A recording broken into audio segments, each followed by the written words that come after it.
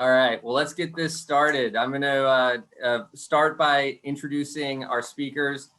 We've brought together a set of panelists and experts from really different walks of life. So we've got an inside sales director on who spends his whole day pounding phones, setting appointments, and leveraging both email and the intelligence that comes from email and what you can learn from having an outbound email engine and a prospecting system in place. That's Tapiwa Kingsley. We've also got Ashley Hovanes, who runs marketing at Nerdwise. Ashley is the admin and manager of all of our cold outbound emailing at Nerdwise, supporting about 8 users, 4 reps, 4 folks that are kind of behind the scenes, and brings a great kind of head of marketing perspective to the table. And we've also got Lauren Groff, who's the CEO of Groff Networks.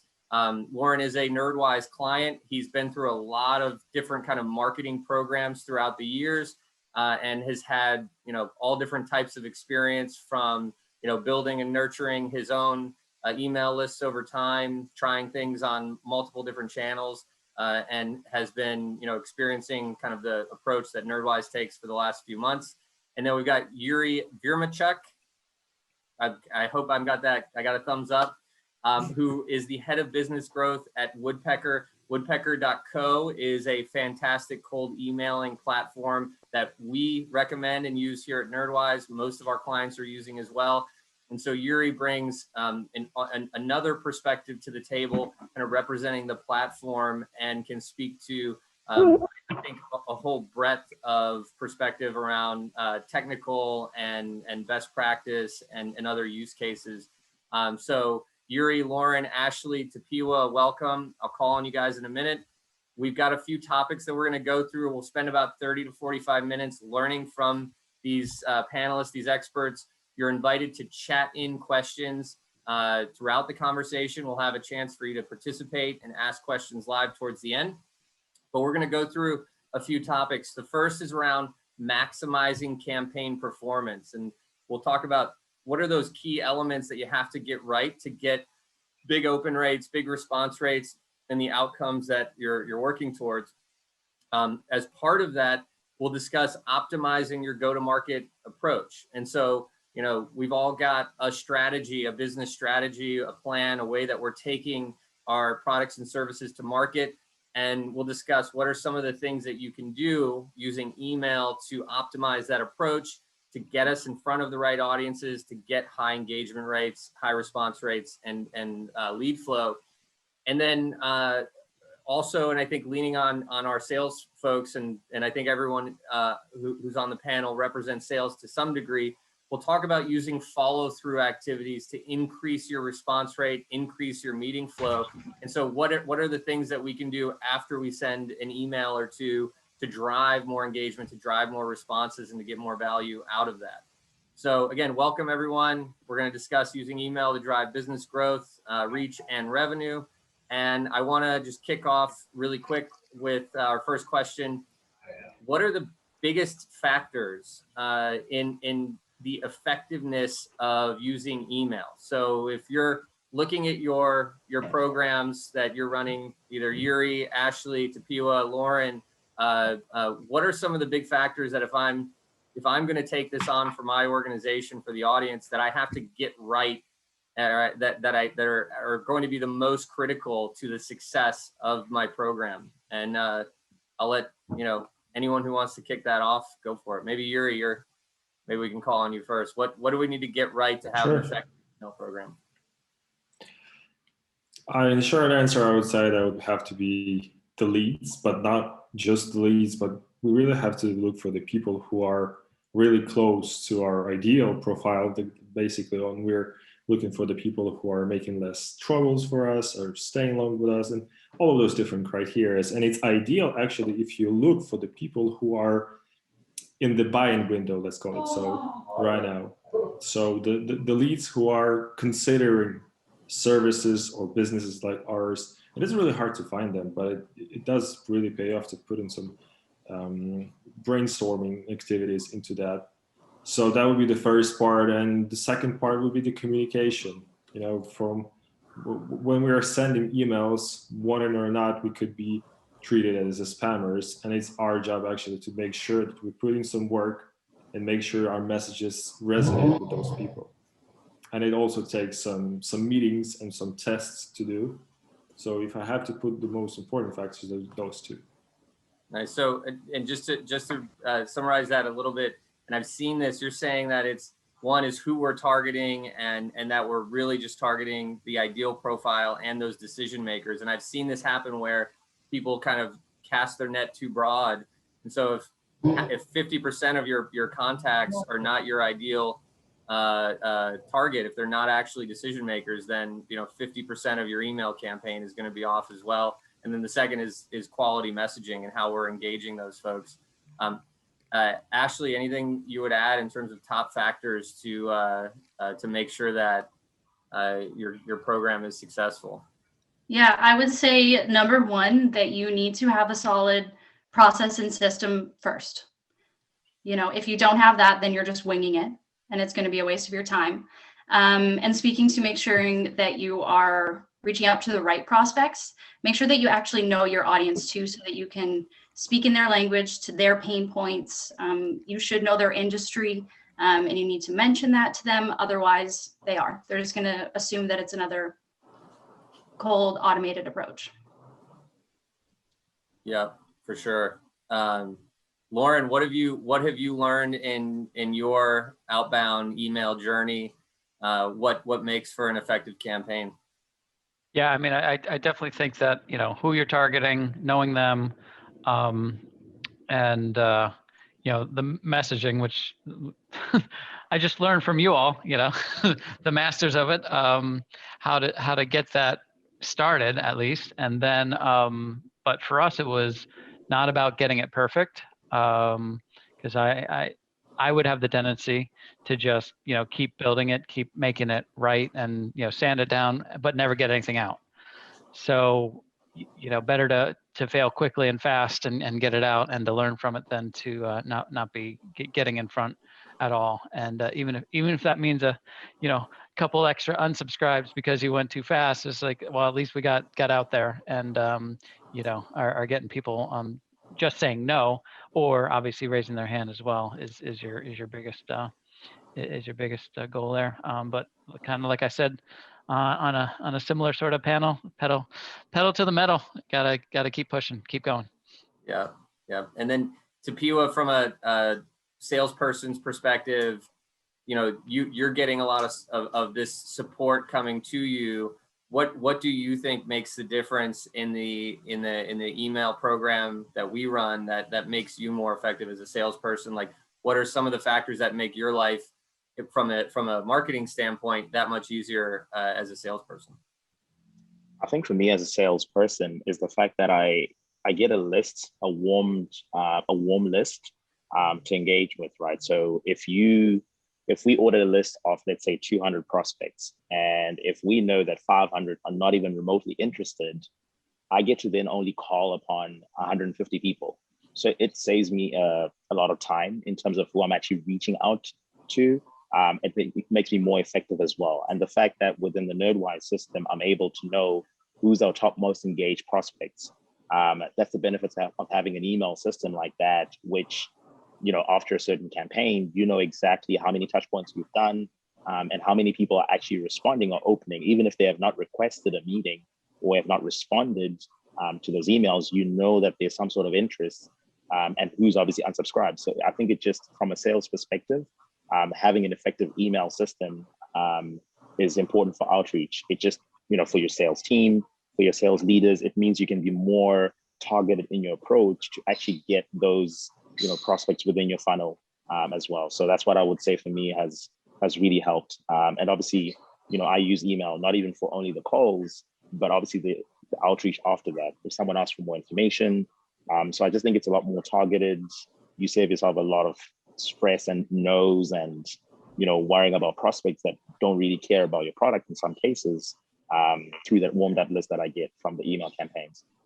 Yeah, I sometimes describe it as email marketing. Effective email marketing can change a salesperson's job from deep sea fishing to shooting fish in a barrel.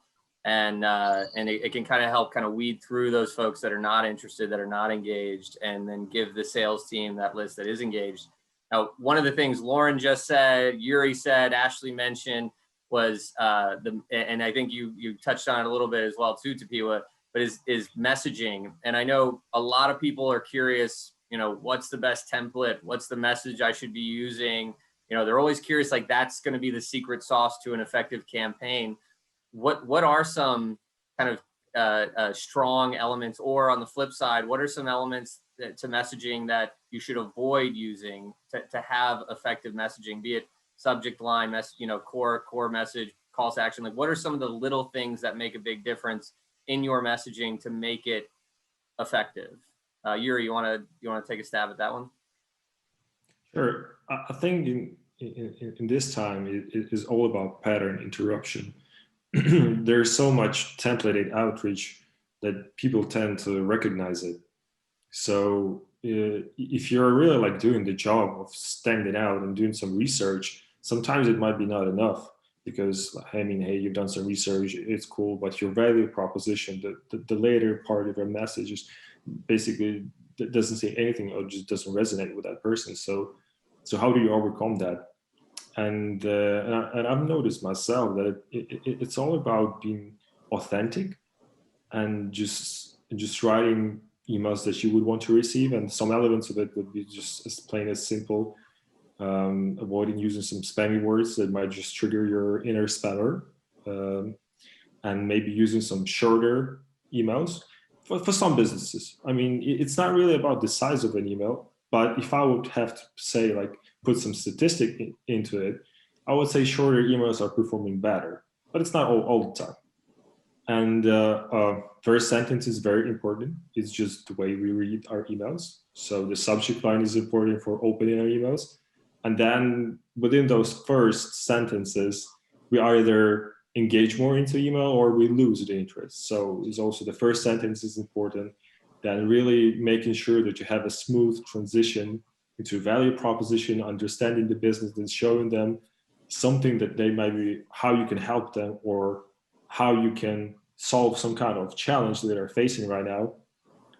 And I think good practice is also giving them way out, because I mean, we are strangers, we're getting in touch with them. So it's okay to say like, no worries if you don't feel like talking. And from my experience, I've noticed that people, even if they're not interested, they're more likely to respond to me when I'm just being polite and saying like, okay, cool, I completely understand. Yeah. I like the part around, writing emails that you would want to read and respond to. I think there's so much pressure on the marketer or the person putting together, email messaging that's going to go out to many people to make it just like perfect. And in fact, like that, as soon as it starts to smell like marketing or smell perfect, people, they run from it, right? They don't want to be one of 100 people that got an email, and they want to get an email from Yurii, not from, a brand and lots of other. Yeah, this is one more point. This is something that I try to do.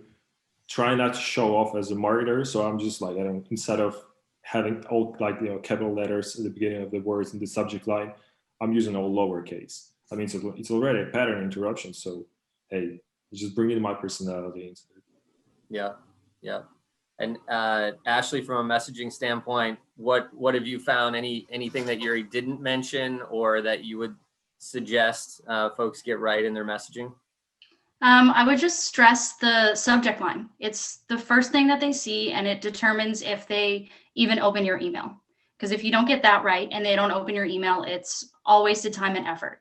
And like Yurii said, it has to be personal and simple at the same time. And like we all get enough emails that we delete before we even open. So we need to make sure that our emails don't become one of those. And so I guess the biggest thing that you would not do, on the other hand, is have a long subject line. It's a subject, not a sentence. Short, sweet, personal. Yeah. Lauren, you've had a nice run with personal outreach, almost like I would consider it like networking on your behalf with your existing contacts. What would you say it was the biggest lesson for you in messaging, or what's the kind of key element that has made your messaging effective? Well, and making sure that, okay, it's authentic, was definitely helpful, especially with, our closely held newsletter list. Those are the ones near and dear, and high appointment rate, just low conversion because there was no pain, but we've took another step in the relationship, at least, keeping in touch, and they took the appointment because of the relationship with me. And so the email, the first round of the campaign was basically an extension of the relationship that we had. And so we didn't ruin that. That's the first thing. Don't ruin the relationship you already have. But they know that.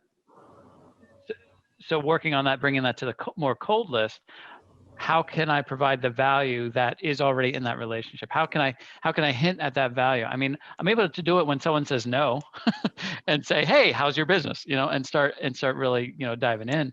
And, every now and then I get some response to that, because it's like, okay, you're not selling me anymore. Maybe I'll engage now.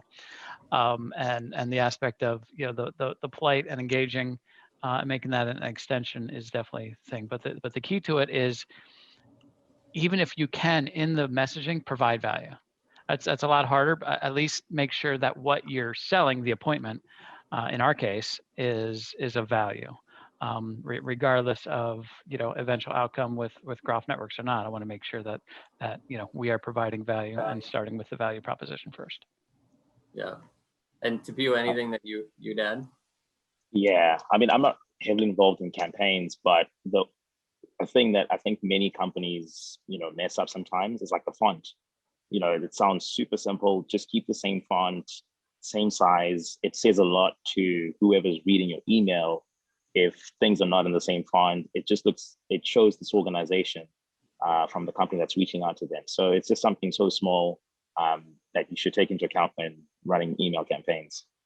Yeah, no, I completely agree with that. And even if it's in an email I know is written just to me, if it comes through in a different font, I'm almost like I'm paying more attention to it, and not always in a positive light. So better to not call any extra attention to your email than you need to.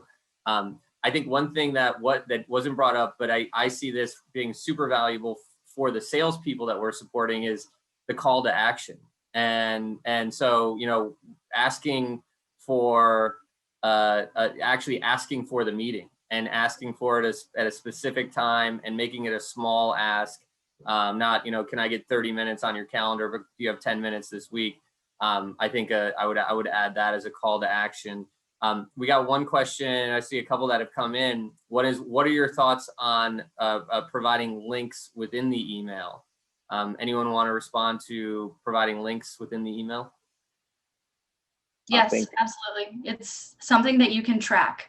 It's not only, then you have your metrics of people who are opening your emails, you have also the people who are clicking your emails, which are almost even better. What they clicked on, where they went, how many times they clicked, and then it just becomes a hotter lead for you.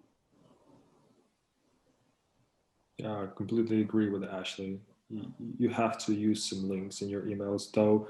I mean, algorithms right now are getting crazy. So, overusing it might also get us a little bit into trouble, but, still underusing it is a bigger problem, I would say, is overusing it, because, then, you've pushed it a bit too far. But I think you lose way more value if you're not tracking, if you're not engaging based on their responses and not optimizing your outreach. Yeah. Yeah, and just to add to that as well, I think the links also reduce the amount of steps it'll take for that prospect to request a meeting with you. So from a sales approach, some people tend to say, oh, how much are you guys charging per lead, or, how much are you guys billing per month, etc. But if you put those links within the email that you're, for these campaigns, or at least for me, after like my cold calling approach, that helps a lot. So I think, like Yurii said, like everyone else said, an overkill, probably not the best thing, but at least it gives them just about the right information to request that intro call with you. Well, Lauren, anything you'd add on the link topic? I do like the aspect of the automation where it can show up on my calendar without having to do anything after that. Like, that's pretty cool. I think that's probably one of the most valuable things. I think because there's an unsub link at the bottom, I think you want another link to, not leave that the only one, because the spam filter obviously looks for that. So. Yeah. And Yurii, from a platform perspective, and I think I saw this in one of your other videos, is it that folks, or the spam filters, are they looking for the unsubscribe link, or are they looking for the word unsubscribe? Not exactly. Mostly, I would say, is just the presence of the links. The more links you have in your outreach to the person that you haven't had any conversation before, the more challenging it becomes to break through those server technical side. But as well, unsubscribe, it basically, those are the mass marketing emails. Those are what they have. So you might just land into those labeled folders, which you don't want to go. So it pays off to say, instead of unsubscribe, just to word it a little bit different and then put it as an unsubscribe link. Still the same sense, but totally different effect. Yep. And then we had another question come in around top keywords to use in a subject line, and any keywords or subject line approaches that you found effective in driving high open rates. Put their name in it. Then they know it's directly for them. It's personal. Yeah, First name and last name. Yep. Or maybe something that happened to them. It's like, somebody got a recent promotion, so you might say like, "Hey, congrats on promotion," right? Or something like that. Still, it's better than just stripping out those the most overused words on the market and the subject line. They might not respond so well as something, say, like personal, written, depending on whatever event happened in that person's life. It'll perform more. And as you said, using names in emails helps. Well, anyone else want to add on the subject line? I've got one other question here. I've been told to avoid questions in the subject line, like "Did you know?" or "Do you want?" Any feedback on asking questions in the subject line? It all depends on the content. It's hard to say. It all depends what are you saying that. Sometimes I'm using the question in my subject line and it performs really well. It's like 80% open rates. So it's really like no one answer to that question. It all depends on what you have later. Obviously, for some target groups, it might be like a deal killer. They're not going to open that. But it all depends on the target group that you're reaching out. If I'm saying something that resonates with that person because I've done my research, I know what industry they are in, I know what challenges they face. So if I say something that makes sense to them, hey, they're going to open. Yeah, I think from a sales approach, I would say that sometimes you do want to include a question in the actual email, especially if you've had a call with that person, right? Or if they're in the pipeline, 10 minutes touching base, 10 minutes to connect tomorrow, right? That person knows there's already that relationship. And sometimes someone doesn't even have the time to go through the entire email. Maybe they're just looking quickly through their emails at lunchtime or something like that. So I tend to find that in some cases, I do get responses when I do pose a question in the email, if there's already a relationship or if they're already in the funnel, as opposed to a cold email to someone. Yeah, I feel also just go ahead. Just to make sure it's not a pushy question right off the bat in a subject line. Yeah. There's of course the really bad ones that we all get, and one of the things I actually love about this practice and this conversation is that everyone has a lot of experience receiving cold email, and you can learn from all of the terrible cold emails that we all get. And I pay close attention to the bad ones, but I also pay close attention to the good ones. And so if somebody gets through to me, if their subject line is effective, if their format is effective, if there's things I like about it, I actually save those emails. Oftentimes I forward them out, and I've seen subject lines like touching base, which got my attention, and I saved that email and shared it. And I thought it was, wow, that one actually got me. So I think it's worth, not just looking at the bad examples that we all receive every day, but if someone gets through to you, ask yourself, what about that message got me to open it or got me to spend some more time, looking at it. So we Yurii, you mentioned this at the beginning, and I think we've all seen this in our own ways, but who we target is so important, and then knowing our audience and what they care about to create the right messaging. How does a company, one, decide who they're going to target, but then as a follow on, and because you would like to think everyone knows who their target customer is, so this should be really easy. But I feel like, one, not everybody really knows that. So how do they decide who to target? But then the other side of this is, then where should someone go to get the list? Right? Should they be building it themselves? Should they be pulling from a database? How do you go from, deciding who you want to be going after, who you think is your ideal client, to having a list? And what are some of the, best practices or the ways that people can go about making those decisions and getting that prospect list available? So regarding the first part of the question, I mean, it really depends on the business you're doing right now. So let's divide it into two categories. The first one, you're starting off, you don't really have a base of customers, you don't really know who's really like performing well and staying for a long time with you, whom you're really solving challenges. So you're starting cold. I mean, that there's no other way than just testing hypotheses. I mean, if you just implement that scientist approach, and this is a hypothesis, I want to test it, and do an A test for like at least 100 people, because as you said, Patrick, nobody really knows, because I mean, we have so many different use cases right now in our tool, and we didn't know about them at the beginning, and we're still getting to find it out, some different approaches, and it's like, whoa, we didn't know about that. So it's all about testing. And then the second part, for the companies that already have customers, it's starting off from the ones that they're performing the best, just making any kind of MVP, like minimal idea of who is the ideal customer, just throwing your criteria and doubling down on cold outreach based on that research. And regarding the second part of the question, how do you get it?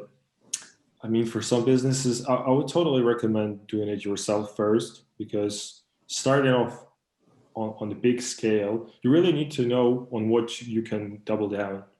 So it's like spending with the ads. If you find the best performing ad, then you can put some more budget into it and sending it more. So when you're doing it yourself, you have higher chances of getting those prospects right at the beginning. And then if you find some group that performs really well, I mean, you can try buying it and doing this kind of approach. I'll leave it here. That's a great answer. I mean, that's a great answer. Yeah, that resonated with me, Yurii, for sure. Ashley, any tips on how to decide who to target, and then where to go next to get that list? Yeah, kind of similar. I would say for companies that are already up and running, start where you have traction and experience already.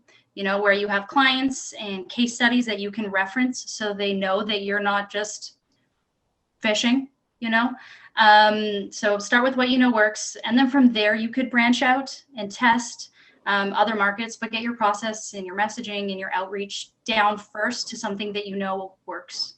And if you don't know what your best market is, get help. There are experts out there that can help you figure out what that is. We offer go-to-market workshops for our clients for that reason itself. And then I guess for lists, where you would get it, I say outsource, whether it's through a database or hiring someone to manually do it for you. If you're in sales or marketing or a CEO, that's probably not your specialty, and you probably don't have the time for it anyways. There are people out there that's their job. Get them to do it.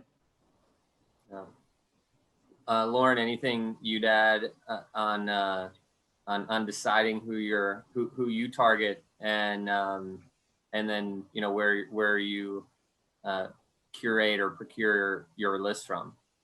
Yeah, definitely. I mean, it's something that we revisit almost quarterly on, okay, is anything changing on the ideal customer profile? Like, we know the size, we know the geography.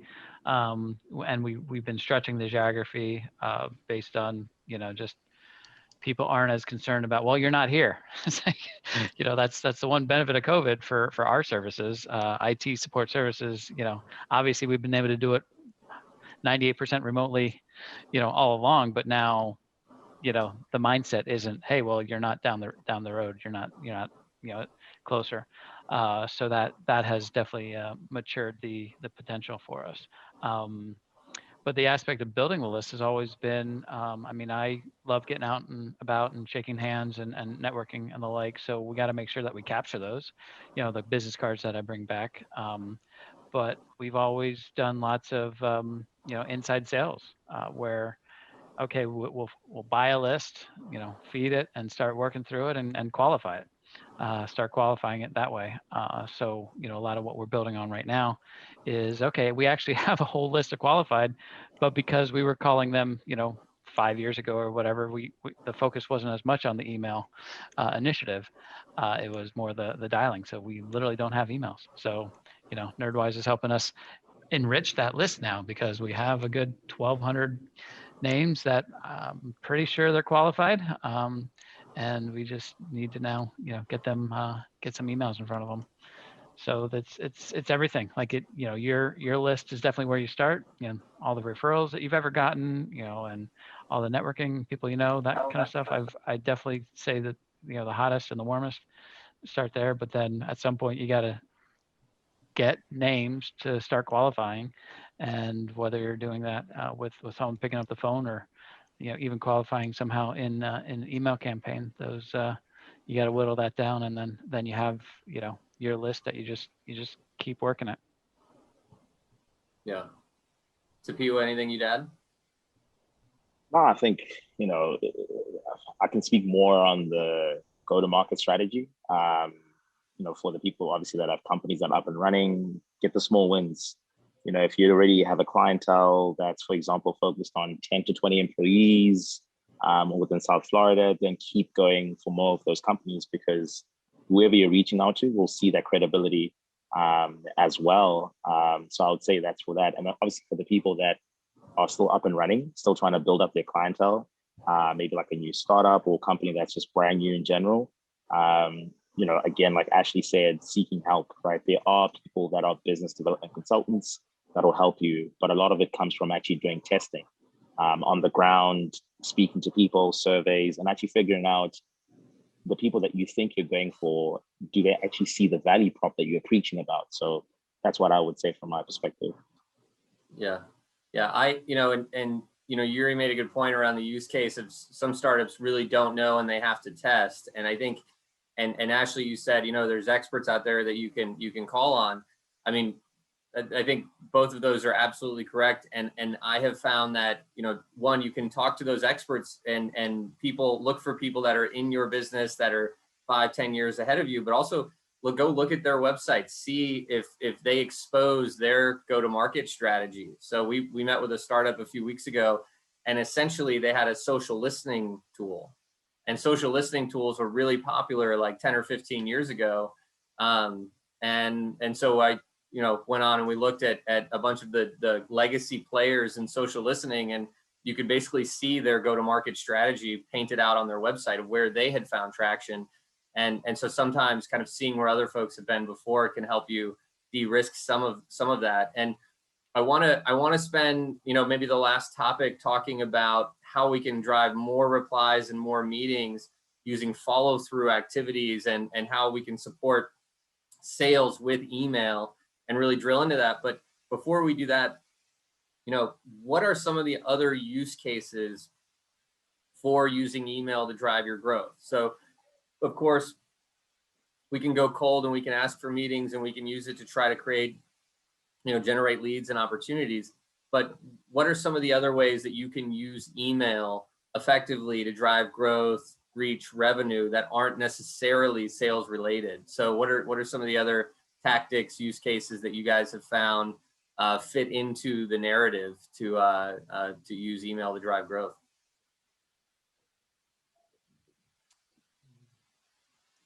I think that I'll be, yeah. You can go ahead, Yurii. You can go, Tapiwa. You've started.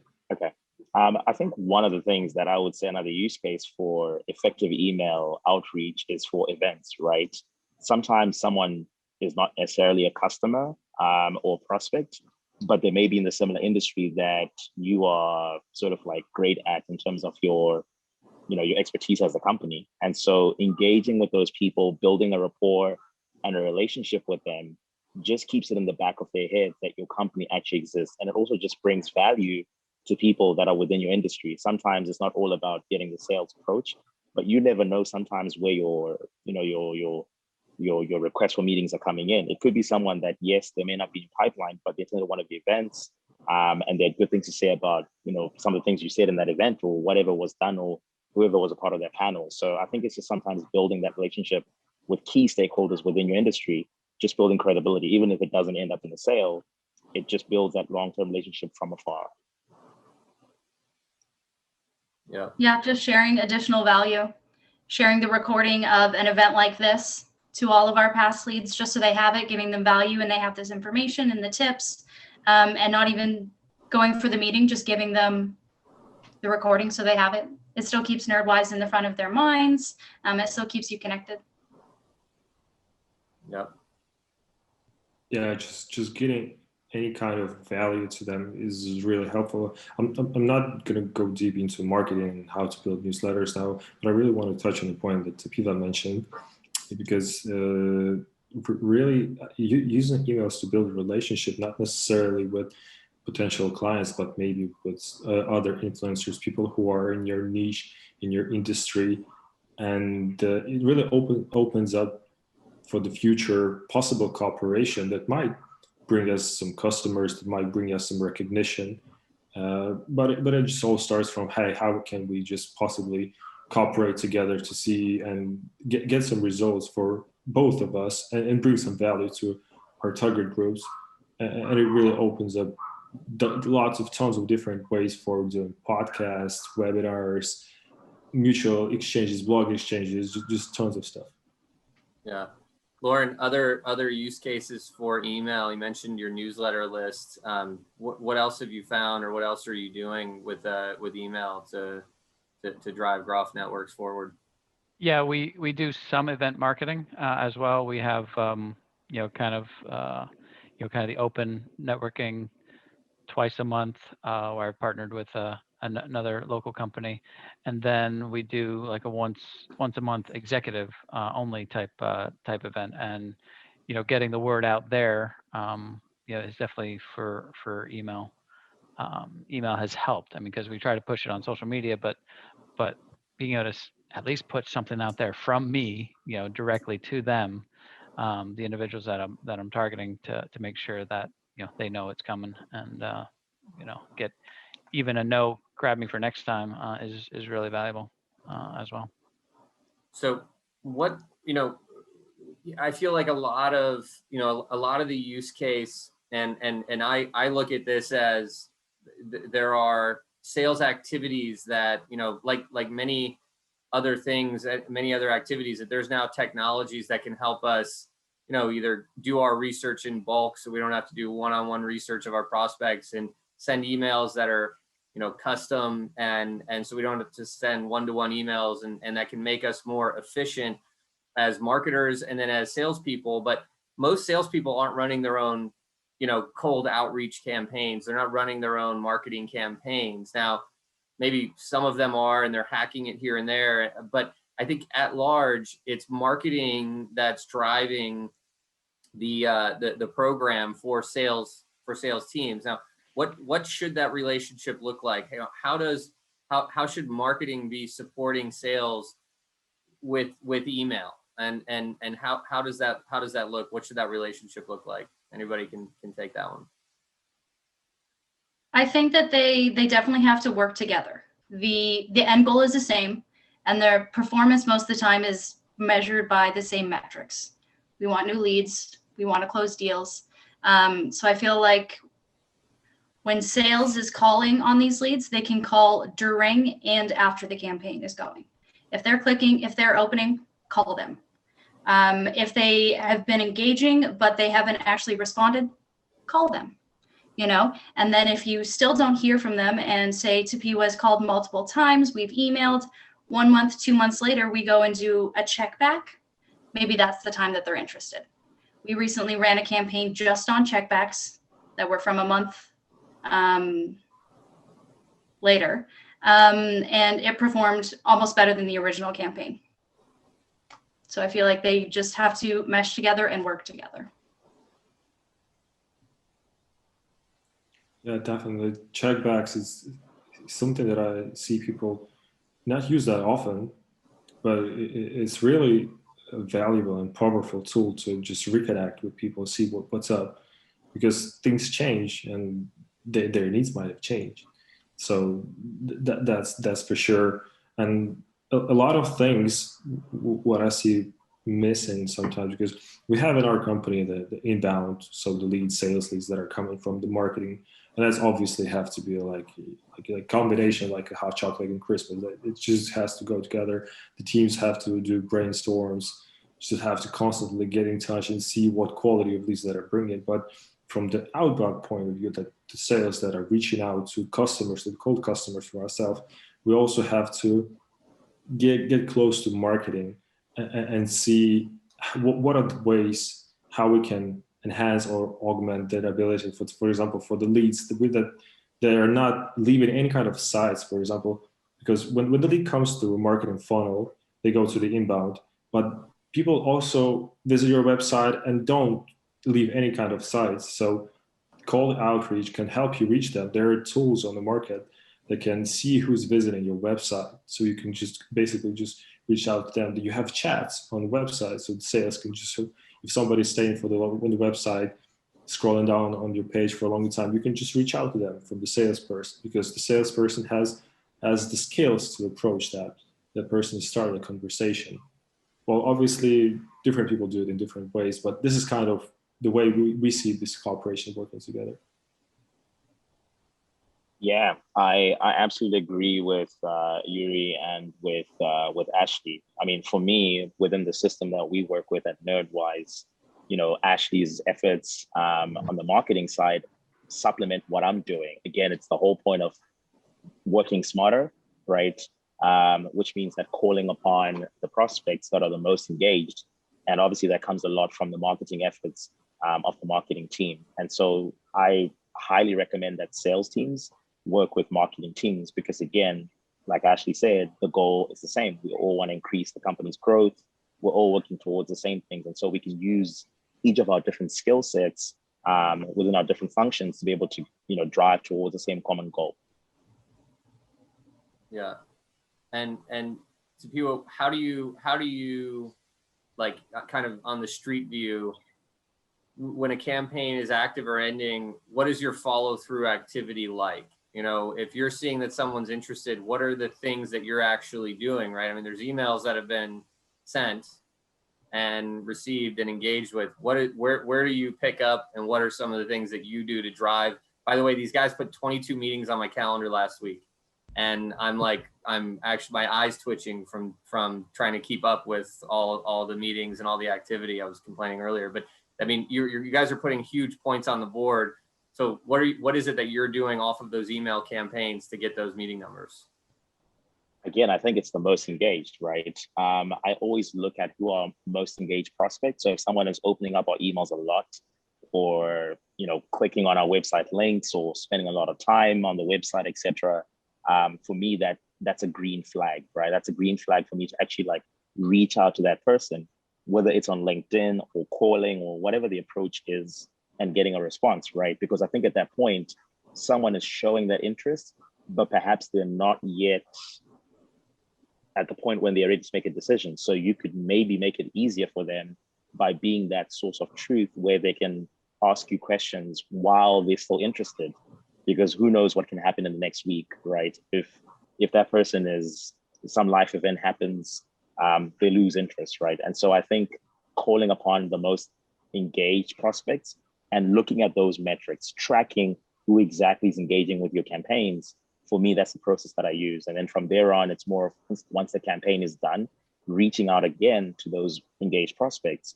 And that's where we've had some of the most success. Awesome.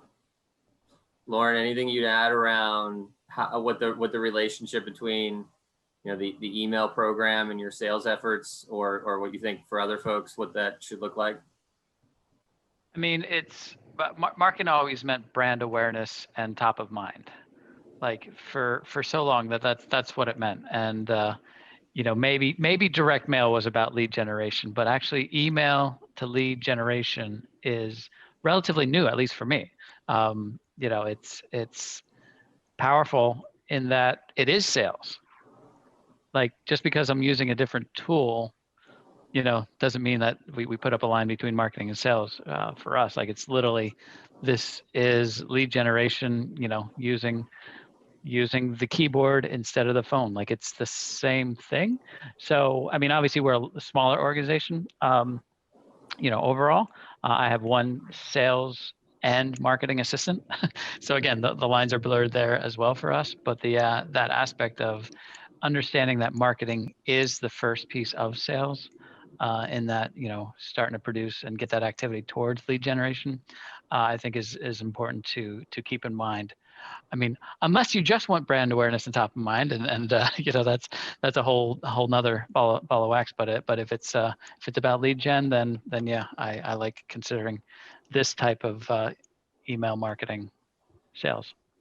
Yeah, I mean, I think what you just said is actually probably one of the most important things for people to realize. And I think it's one of the most common misnomers with email marketing is that if we're talking about email marketing, people don't want to read it, right? They don't want to get a marketing email. So what we're talking about, just for everyone who's on the line, you know, this is about core sales activities. And yes, there's many other use cases, but to be effective today through email, it should be person to person, and it should be the same type of email with the same intelligence around who you're reaching and what you're saying as you would want to do yourself, at least in that same spirit. And so I think that's a really important distinction that, you know, it used to be 10 years ago or more that marketing operated here and sales operated here, and sometimes they met, you know, and brainstormed. But now the way that, you know, marketing has evolved, and we see this with social media as one example, but email is another, is that the tools are for the people now. The tools are for the salespeople. The process, the expertise doesn't just live inside of marketing anymore. Salespeople are using these tools. They need the best practices, and it is programs for salespeople. So I think that's a really important point to make, especially for people that are new to this. And if I have someone that's a friend of mine or in our partner network and I get a marketing email from them, I actually kind of tell them like, hey, I don't know what you're trying to do with this, but it may be more effective if it was personal and not marketing, right? You know, with HTML and 2-inch borders. So we've only got about 10 more minutes left. I want to make sure if there's questions, we answer them. I see some chat coming back and forth. If anyone has a question they'd like to ask, you know, Lauren, Yurii, Ashley, Tapiwa, please do. I will maybe ask at least one more here, which I've got a couple options that I like. But, you know, I guess since we got 10 minutes left, what does, you know, let me think about this. Where does LinkedIn fall into the process, right? Everyone's always curious about using LinkedIn. You know, does LinkedIn come before email, after, during, as part of follow through? How do you use LinkedIn in your outbound process, and where does it fit in? And Lauren, Yes. maybe pick up on that. Yes, definitely. I mean, we're talking business to business. I imagine that the business to consumer, that you got to look at Facebook and Pinterest and, you know, wherever you fall in where your targets are. But for us, being business to business, you know, IT services to other, you know, small and medium businesses in the area, the aspect of, you know, in expanding that Rolodex. We started last fall with our email campaign, was a, like I chatted, was a LinkedIn email combo. We basically started out in that, and, you know, all the people who didn't already know me, that I was second connection in and accepted my connection request, they got, you know, a series of messages in LinkedIn, and then we supported it with some emails. But that has a pretty fast you know, decline in who we can go after and how we can go after in that. So we have a long tail on it, but, you know, doing what we're doing here, like we we now have more contacts because of the connections in LinkedIn that we can put in a Nerdwise campaign where it's like, okay, now we can keep that humming at a more sustained rate, is what we're anticipating. But also want to tell you and report here that we had our first conversion on Friday. So the signed client, for us, it's about monthly recurring revenue, $3,000 dollars per month. It's an annual contract, and that was someone who said no. And I replied with something that was as high value and energy as I could, and it came back a few weeks later and said, "Hey, could you maybe take a look at this? Can you give me a second opinion on this sort of thing?" And they were in pain. Obviously, in email, you're not letting on to that. It's just like, maybe you can just help me with this. And the guy wasn't sleeping. 3 o'clock in the morning is thinking through his his problems. But yeah, we got that across the line on Friday. Wow, that's fantastic to hear, and I think that is. I actually had the same thing happen to us last week, where a deal that had said no, I gave them a courtesy, follow up to say thanks for the opportunity and we're here to support you. They came back last week and said we want to move forward, and so sometimes it's just about staying in front and being top of mind and being the good guy, because something could happen and they need the help. But that's great. And for the other panelists, where does LinkedIn fit into your process? How do you tie that in? Yeah, I've made it a best practice to anybody that responds, whether it's a no, to add them on LinkedIn and let them know that I'm going to add them in case they ever have any questions, and just to stay in touch and be connected. And even if they don't ever convert to anything, you're still going to be top of mind for them. They're still going to see your posts. They're going to be able to interact with you. Maybe down the road, they will be a better fit, or maybe they will be able to just remember you and refer someone to you. So definitely a benefit. Capture the connection. Yurii, you guys have recently added LinkedIn manual tasks. I'm guessing that was by popular demand. Oh yeah, I was pushing for it for so long. It's been quite a challenge to do that technically, because the LinkedIn is the big boy, so it's quite a challenge to integrate with them. So we've done it. But yeah, answering the question, there's really no right and wrong answer. How do you do it? Whether that's after first email, whether that's before first email. You have to test it what really works for your system. As Ashley said at the beginning, you have to have the structure of how it works, and you just basically test it out. The one that works for me is that I usually try to show the person that I'm here, sometimes before the email, sometimes maybe after my initial email. I'm not really trying to pitch on LinkedIn, because that's still a lot of people view it as basically as a platform just to connect and build a relationship, not to be sold. So and avoided pitching is also really one thing that we all have to keep in mind. But as Ashley also pointed out, you doesn't lose anything here. If you're showing up and there is no response, nothing happens from the person. You're trying to do something. Hey, they'll still see you, and it will definitely pay off. Maybe within some half a year, things will change, and they'll get in touch with you. I do like that point. I think anything even including a website link in your email. Anything that makes you legitimate and real, right? Because otherwise, if you're just an email, you're kind of, I can delete you, you go away. But if I now have to see, Yurii wrote me a note, and now Yuri's looking at me on LinkedIn, and he followed me and he commented or he connected, it's like, oh, holy crap! Now I feel like I'm ignoring Yurii, right? Because it's a real person. So I like that point as well. I think anything that can make you kind of more present, more real, and not just an email, and LinkedIn's great for that. I think makes sense. Tapiwa, how do you use LinkedIn in your process, and where does it fit in? I think for me, I mainly use LinkedIn when it gets to the, let's say maybe someone's in the funnel and it doesn't convert, right? Again, just keeping Nerdwise at the top of their head and just building a relationship, right? Sometimes you never know where that relationship could even go.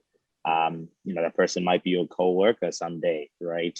Might be an investor or something like that. And so just building that relationship is super important, regardless of any point it is in the sales funnel, whether you've engaged with them through email, like Ashley said, or you've engaged with them through multiple calls if it didn't convert, or even if they did convert, right? You're the one that hopefully you brought them something, at least a product or service that's going to help them, and they'll remember you as well if you ever have any, assistance you need with anything. So I think just cultivating that relationship is super important. You never know where that can go.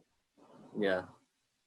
I love how, with LinkedIn, when you connect to someone on LinkedIn, like it's for life, unless they disconnect from you, which is, you really got to be a bad boy to get disconnected on LinkedIn. Like you got to really kind of bother people, which I'm sure is not that hard to do, but an email is fleeting. A LinkedIn connection is forever. So you can capture that decision maker that gave you the no or the not now or the we're all set, a response to an email. LinkedIn can help you close that loop and keep that connection. I want to just thank you, Lauren, Yurii, Ashley, Tapiwa, for sharing your knowledge, your time. I know this has been valuable for me, and I think it's brought a lot of kind of light to this topic. If anybody has questions, please email them in. We will post this recording as well, but just want to say thanks again to the speakers, to the guests. Thanks for coming. Thanks for the questions. And I hope you got some value out of this until our next event. Thank you all. And getting some good thanks. So have a great day, everybody. Thank you for the time.